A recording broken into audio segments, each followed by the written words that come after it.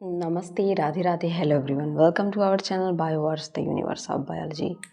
तो आज जो मैं आपको टॉपिक पढ़ाने वाली हूँ वो आपके बीएससी 6th सेमेस्टर का टॉपिक होने वाला है। ठीक है, जो आपका पेपर है ethology, ecology, environmental science and wild life zoology का पेपर सेकेंड, उसका पार्ट है इथोलॉजी। ठीक है, उसमें इथोलॉजी एंड क्रोनोबायोलॉजी आपको पढ़ना है।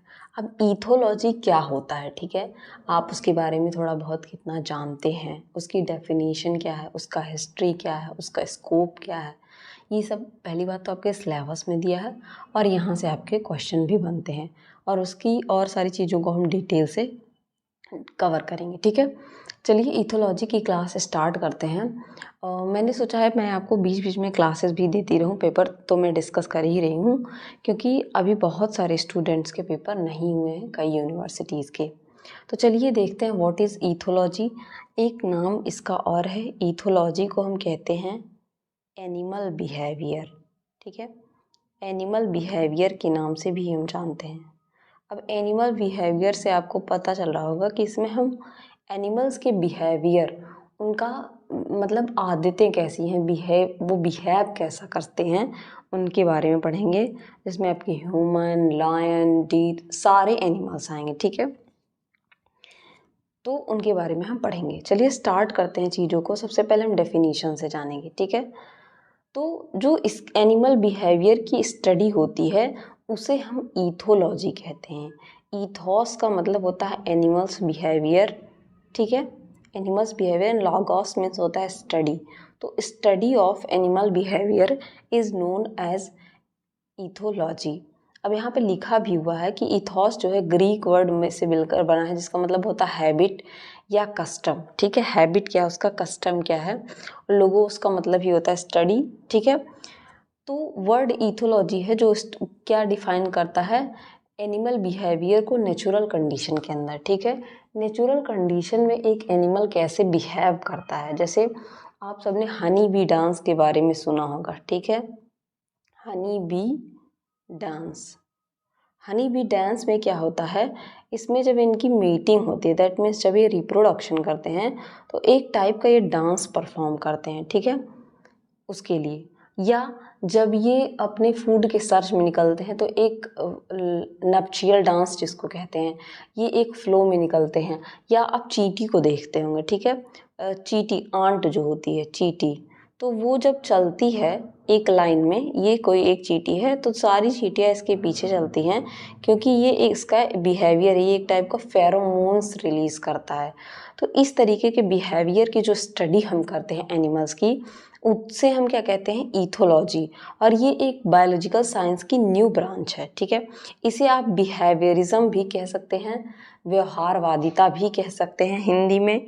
और ये साइंटिफिक एंड ऑब्जेक्टिव स्टडी के बारे में बताता है एनिमल बिहेवियर के, कि साइंटिफिकली ऑब्जेक्टिवली कैसे एनिमल बिहेव करते हैं। ठीक है, इसको और तरीके से डिफाइन कर सकते हैं, जैसे एनिमल का response to stimuli in its environment. कोई एनिमल जैसे उसको स्टिमुलाई दी जाती है, जैसे आप, जैसे फॉर एग्जांपल हम लोग के नर्व्स का स्टिमुलस है, आप कोई गर्म केतली है, ठीक है, इस तरीके से बहुत गंदा बना है, फिर भी उस पर अगर हाथ रखते हैं तो जैसे ही स्टिमुलस आप जाता है आपके पास नर्व का, तो आप तुरंत हाथ को पीछे कर लेते हैं। ठीक है, तो आपने एक रिस्पॉन्स शो किया। ठीक है, उसी तरीके से ऑर्गेनिज्म कैसे रिस्पॉन्स शो करते हैं, इसी चीज को किस में पढ़ा जाता है, एनिमल बिहेवियर में। जैसे कुछ एग्जाम्पल भी दिए हैं, moving a bacterium toward high concentration of sugar is an example of simple behaviour. आप कोई लैब में परफॉर्मेंस होती है तो जो बैक्टीरिया होते हैं, यहाँ हाई शुगर कंसंट्रेशन है। ठीक है, हाई शुगर एंड कंसंट्रेशन, और ये बैक्टीरिया है, ये इसके तरफ मूव कर रहा है, ये इस बैक्टीरिया का क्या है, सिंपल बिहेवियर इसका शो कर रहा है। डांस ऑफ बी, ठीक है, expression different meaning which form the complex behaviour.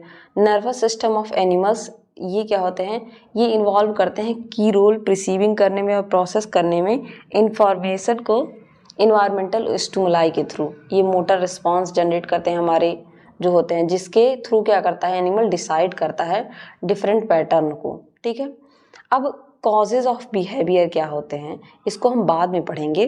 तो इस स्लाइड में हमने समझ लिया कि ईथोलॉजी क्या होती है, ठीक है। अब थोड़ा सा हम लोग ईथोलॉजी की डिस्कवरी के बारे में पढ़ेंगे, ठीक है, उसकी हिस्ट्री के बारे में पढ़ेंगे कि ईथोलॉजी की हिस्ट्री क्या है, ठीक है।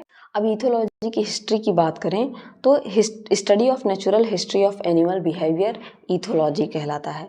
अब इसके पीछे जो वर्क करने वाले थे बहुत सारे नेचुरलिस्ट और साइंटिस्ट जो है कंट्रीब्यूट किए थे डेवलपमेंट ऑफ ईथोलॉजी को as a separate branch of biology बनाने में, ठीक है। Throughout the history different naturalist have studied aspects of animal behaviour. इसके लिए कई सारे नेचुरलिस्ट यानी कि इनको प्रकृतिवाद कहा जाता है, जो प्रकृति पे वर्क करते हैं, जैसे आपके डार्विन एक नेचुरलिस्ट थे, ठीक है। लेमार्क एक नेचुरलिस्ट थे, उन्होंने क्या किया है, नेचर पे वर्क किया है, सारी चीज़ें उनके नेचर के अराउंड थी, ठीक है। तो इन्होंने बहुत सारे एनिमल एस्पेक्ट्स पे, उनके कई सारे कैरेक्टर्स पे बिहेवियर किया और बिहेवियर पे स्टडी की, उनकी आदतों पे देन क्या किया, एक उसको सेपरेट ब्रांच बनाने में ईथोलॉजी की बहुत बड़ा रोल प्ले किया, ठीक है। साइंटिफिक स्टडी जो है एनिमल की बिहेवियर की, ये स्टार्ट हो गई थी 18th सेंचुरी, मतलब 1800 में, जब हमारा देश आज़ाद भी नहीं हुआ था, ठीक है। नेचुरलिस्ट लाइक वाइट एक साइंटिस्ट नेचुरलिस्ट थे, आप कह सकते हैं। 1720 से 1793 तक इन्होंने वर्क किया। लीरॉय 1723 से लेकर 1789 तक इन्होंने वर्क किया, ठीक है। अब देखिए, ethology has its scientific root in the work of Charles Darwin. इसकी जड़ें चार्ल्स डार्विन की भी डिस्कवरी से मिलती हैं, जो 1809 से 1882 तक। अब चार्ल्स डार्विन के बारे में तो आपको बताने की ज़रूरत है नहीं, आपने जूलॉजी के ही फर्स्ट पेपर में इवोल्यूशन एंड एनवायरमेंटल स्टडीज़ में आपने उसको पढ़ा है, पहला ही पेपर आपका चार्ल्स डार्विन के बारे में आपने डिटेल में पढ़ा है, उन्होंने क्या क्या वर्क किए थे, पहला ही यूनिट है आपका। His theory of natural selection triggered the animal behaviour. उनकी जो थियरी थी नेचुरल सिलेक्शन को लेकर, वो एनिमल बिहेवियर के बारे में बताई, ठीक है। He has been known as the founder of classical ethology. जो पुरानी, जैसे हमारी क्लासिकल डांस होते हैं और आजकल मॉडर्न डांस आ गए हैं, उसी तरीके से जो हमारी पुरानी क्लासिकल इथोलॉजी थी, उसके फाउंडर के फॉर्म में के रूप में आप किसको कह सकते हैं, चार्ल्स डार्विन को। His own observation on behavior of animals and man were important. उनका खुद का क्या था, ऑब्जर्वेशन था ह्यूमंस, मतलब ह्यूमंस जो आपके मैंस है और एनिमल्स के बीच पे। उनकी एक बुक आई थी जिसका नाम था descent of man and selection in relation to sex, ठीक है, and the expression of the emotion in man and animals. He explain various expression and emotion of man. उनकी ये दो बुक आई थी, एक था डिसेंट ऑफ मैन, मतलब कि जो ह्यूमंस हैं उनके पूर्वज कौन है, उनका सिलेक्शन कैसे हुआ सेक्स के बेसिस पे, और दूसरा expression of emotion in man and animals, कैसे मैन या जो एनिमल्स हैं वो अपने एक्सप्रेशन को दिखाते, जैसे हमारे ही फेस पे के कई सारे एक्सप्रेशन होते हैं, स्माइल के, सैड फेस के, एक्सप्रेशन जो है वो कैसे दिखाते हैं। तो अगर आप एक तरीके से देखें कि शुरुआत में जो 17 और 70s का दौर था, उसमें दो साइंटिस्ट वाइट और लेरो ने वर्क किया। फिर 80s का जो आया दौर, उसमें सबसे ज़्यादा वर्क चार्ल्स डार्विन ने किया, और यहाँ पे हम इनको क्लासिकल इथोलॉजी का फाउंडर भी मान सकते हैं, ठीक है। जॉर्ज रोमेंस 1848 और 1894 में इन्होंने डार्विन के साथ ही work of Darwin and published a book animal intelligence की एक नाम की एक बुक पब्लिश की, ये भी डार्विन के साथ ही वर्क कर रहे थे उसी टाइम में 1882 में। फिर जॉन वॉटसन आते हैं, ये भी 1878 में और से लेकर 1958 तक ये इनिशिएट किए एक नया अप्रोच एनिमल बिहेवियर के लिए, जिसमें कि क्या होता है, एक्सपेरिमेंट इन्होंने किया और एनिमल बिहेवियर पे, ठीक है, एनिमल बिहेवियर पे इन्होंने एक्सपेरिमेंट्स किए। जैसे डार्विन क्या थे, नेचुरलिस्ट थे, उन्होंने नेचर में देखते हुए, जैसे को मैंस को नेचर में चल रहा है और कई सारे जैसे बर्ड्स हो गई और कुछ एलिफेंट्स हो गए, जितने भी एनिमल वगैरह थे उनको ऐसे नेचर में देखा, उनके ऊपर कोई छेड़छाड़ नहीं की, ठीक है, नेचुरली उनको देखा, ठीक है, तो इस वजह से उन्हें नेचुरलिस्ट कहा। लेकिन जब 1878 से लेकर 1958 के बीच में जॉन वॉटसन आते हैं, तो जॉन वॉटसन क्या करते हैं, ये एक्सपेरिमेंट करते हैं उनके ऊपर, ठीक है, और उस पर इंटरप्रिटेशन किया और रिजल्ट दिया, ठीक है। Journal of Animal Behavior in the year 1973 in Germany made the animal behavior studied as an academic field to study and promoted the behavioral research. ठीक है, एक जर्नल पब्लिश हुआ, जैसे कई सारे जर्नल पब्लिश होते हैं साइंस में, ठीक है, उसी तरीके से इस एनिमल बिहेवियर के ऊपर एक जर्मनी में एक जर्नल पब्लिश हुआ और वो जर्नल 1937 में पब्लिश हुआ। और उस जर्नल के पब्लिश होने के बाद ऐसा देखा गया कि नहीं, ये जो एनिमल बिहेवियर है इसको हम स्टडी के फील्ड में, एकेडमिक स्टडी जैसे आप BSc कर रहे हैं, MSc कर रहे हैं, इसके फील्ड में लाया जाए और बिहेवियर रिसर्च को क्या किया जाए, प्रमोट किया जाए। ठीक है, अब इथोलॉजी की जो स्टडी है इसमें कुछ साइंटिस्ट बहुत ज़्यादा रोल प्ले करते हैं, जैसे आप निको टिनबर्जन के बारे में सुनेंगे, ये बहुत अच्छे साइंटिस्ट थे। अब यहाँ तक तो बात हो गई कि उसके बाद स्टडी में आ गया, फिर आपके डच बायोलॉजिस्ट या ऑर्निथोलॉजिस्ट मतलब जो बर्ड पे स्टडी करते हैं, ठीक है, उनको ऑर्निथोलॉजिस्ट कहते हैं। निको टिनबर्जन ने 1907 से 1988 तक और German Austrian ethologist Karl von Frisch, ठीक है, दो। निको टिनबर्जन ये डच के बायोलॉजिस्ट थे एंड ऑर्निथोलॉजिस्ट थे, और जर्मन और Austrian ethologist Karl von Frisch ने and Austrian zoologist, ethologist and ornithologist Karl Lorenz, इनका ईयर 1903 से 1989 तक were regarded as the founder of the modern ethology. इन तीनों को मॉडर्न इथोलॉजी का फादर या फाउंडर बोला जाता है। ठीक है, कौन कौन? निको टिनबर्जन, आप उनके याद मत करिए कि कहाँ से हैं, ठीक है। निको टिनबर्जन के बाद आपके कार्ल वॉन फ्रिश, निको टिनबर्जन, देन कार्ल लॉरेंज, ठीक है, सॉरी कॉनरेड लॉरेंज, या इस तरीके से भी याद कर सकते हैं, टिनबर्जन, फ्रिश और लॉरेंज, ठीक है। ये तीनों ने मिलकर कंबाइनली इनको फादर ऑफ मॉडर्न इथोलॉजी कहा जाता है, जबकि इन्होंने एक वर्क अलग अलग टाइम पे किया था, मतलब लेकिन 90s के ही आसपास तीनों लोग आते हैं, ठीक है। अब कोई डच का है, वहाँ पे वर्क करता, कोई ऑस्ट्रिया का वहाँ वर्क कर रहा था, कोई जर्मन का वहाँ वर्क कर रहा था, ठीक है। Their research contribution in the field of animal behavior were widely accepted and acknowledged. इनकी जो डिस्कवरी थी उसको बहुत ज़्यादा सराहा गया, उसको एक्सेप्ट किया गया और उसके ऊपर फिर ध्यान दिया जाने लगा, एक्नॉलेज किया जाने लगा।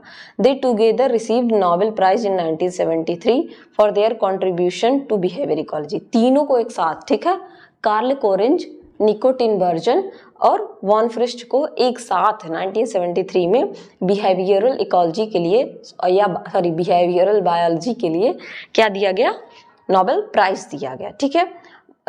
The book titled study of instinct by Tinbergen 1951 gave ideas on innate behavior reaction in animals and adaptiveness and evolutionary aspects of these behavior. एक बुक पब्लिश हुई जिसका नाम था the study of instinct by Tinbergen, 1951 में ये book publish हुई। और ये इनेट का मतलब होता है कोई भी चीज़ जो बाय बर्थ हो, जो जन्म से आपके अंदर हो। जैसे दूध पीना मम्मी का आपको कोई सिखाता नहीं है, वो आपके अंदर बाय बर्थ आता है। आप क्राई करते हैं, वो बाय बर्थ आता है। ऐसे ही कुछ कैरेक्टर्स होते हैं जो आपके बर्थ के समय से ही होते हैं, उनको इनेट बिहेवियर कहते हैं।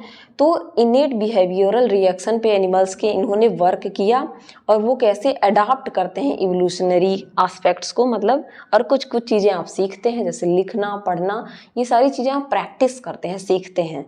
तो इन सारी चीज़ों पे उन्होंने काम किया और इस स्टडी को इस स्टडी के लिए उनको बहुत ज़्यादा प्रेज मिला, ठीक है। देन कार्ल वॉन फ्रिश जो थे वो डिस्कवर किए थे honey bees can distinguish the behaviour blossoming plants by their scents, ठीक है। हनी बीज थी, उनको डिस्टिंग्विश किया था various blossoming plants by their scents, उनके सेंट के बेसिस पे। His work were centred on investigation of the sensory perception of the honey bee. इनका वर्क कहाँ पे सेंटर्ड था, उसका केंद्र क्या था? उन्होंने क्या इन्वेस्टिगेट किया कि सेंसरी वर्क है हनी बी का, वो कैसे काम करता है। He was one of the first to translate the meaning of the waggle dance of the bee. ये पहले ऐसे साइंटिस्ट थे जिन्होंने waggle dance of the bee के बारे में बताया था, क्या होता है ये आप जानेंगे। कोनार्ड लॉरेंज जो थे has been called as the father of ethology. यहाँ से क्वेश्चन बनता है, तो फादर ऑफ इथोलॉजी किसे कहा जाता है? कोनार्ड लॉरेंज साहब को फादर ऑफ इकोलॉजी इथोलॉजी कहा जाता है। बार बार आपको मैं इतना इकोलॉजी पढ़ा चुकी हूँ कि मेरे माउथ से हमेशा इकोलॉजी ही निकल रहा है। He studied the instinctive behaviour in animals specially in greylag geese and investigate the principle of imprinting. ये सब चीज़ें आप थोड़ा डिटेल में पढ़ेंगे कि इम्प्रिंटिंग क्या होता है। एक एनिमल था ग्रे लैग गीज, उसके ऊपर इन्होंने उसके इंस्टिक्टिव बिहेवियर के ऊपर सबसे ज़्यादा वर्क किया था। ठीक है, लॉरेंज और टिनबर्गर ने एक साथ मिलकर एक आइडिया डेवलप किया था कि innate releasing mechanism to explain the instinctive behaviour. इन्होंने इंस्टिक्टिव बिहेवियर को बताने के लिए इनेट रिलीजिंग मैकेनिज्म का यूज़ किया था। ठीक है, तो ये बात हो गई हिस्ट्री की, किस तरीके से जो हिस्टोरिकल पर्सपेक्टिव था, किस तरीके से कौन कौन से साइंटिस्ट आए। सबसे पहले 80s में 2 साइंटिस्ट आए, वाइट, ठीक है, लेरॉय, ये दोनों साइंटिस्ट ने वर्क किया।